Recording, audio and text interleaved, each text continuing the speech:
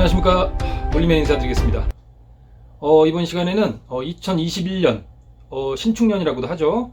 구군에 대해서 잠깐 말씀드리고, 그리고 구군 보는 방법에 대해서 말씀드리도록 하겠습니다. 2021년에는 그 경제위기, 금융위기 이런 쪽으로 날 가능성이 상당히 크고요. 그 다음에 전자, 그러니까 전기가 좀 약해져서 뭐 전기적인 사고라든가 셧다운이라든가 이런 쪽으로 좀 날 수가 있고요. 태양광이라든가 핵이라든가 이런 쪽은 계속해서 힘을 못 쓰고 약하게 될 가능성이 큽니다.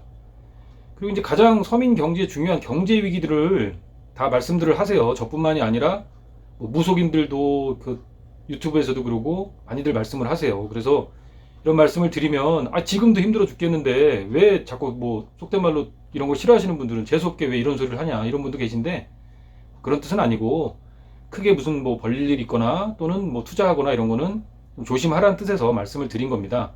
그러면은 저를 비롯해서 뭐 다른 무속인들도 그렇고, 저는 이제 무속인은 아니라고 말씀드렸습니다. 그 역술인들도 그렇고 경제 위기를 얘기를 하고 있는데 그 왜 그런가?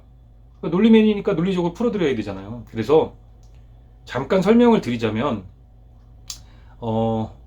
사주에서 그 경제 금융, 특히 이제 금융을 얘기하는 게 이제 병화라고 해요. 우리가 갑을 병정 이렇게 할 때 병화를 그 전기, 전자, 핵, 그 다음에 또 금융이 병화에 들어가요. 그런데 내년에 신축년이 되면 역술 사주를 한 1년 정도, 2년 정도만 공부해도 아시겠지만 병신합이라고 그래서 병화와 신축년의 신금이 합이 된다 이렇게 보시면 돼요. 그래서 신축년에는 병화가 많이 힘을 못 쓰는 해예요. 그러면 아까 제가 병화가 뭐라 그랬어요? 전기, 전자, 금융, 태양광, 핵 뭐 이런 거라 그랬잖아요. 그러니까 제가 말씀드린 이런 것들이 힘을 많이 못 쓰는 거예요. 그러다 보면 아까 말씀드린 대로 전기적인 문제, 뭐 셧다운이든 이런 게 나올 수도 있고, 그 다음에 금융의 문제.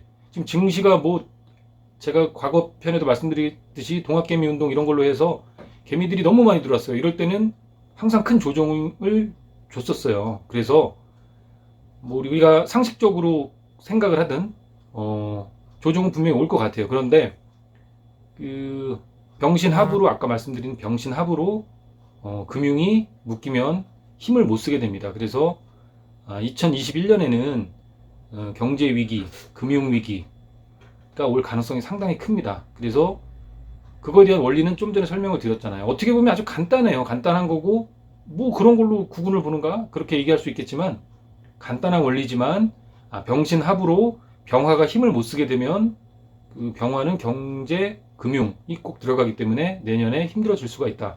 그래서 이 부분을 꼭 명심을 하시고 투자라든가 또 사업의 확장이라든가 이런 부분에 있어서는 항상 조심조심 하시고 이렇게 일을 추진하시기를 바라면서 2021년 구군 경제위기, 금융위기 가능성이 크다. 그리고 그거에 대한 원리, 병신합으로 병화가 묶이기 때문에 그런 것이다. 그 원리도 설명을 해드렸습니다. 그럼 앞으로 내년에도 하시는 일 다 잘 되시기를 바라면서 이상 놀리맨 마치도록 하겠습니다. 감사합니다.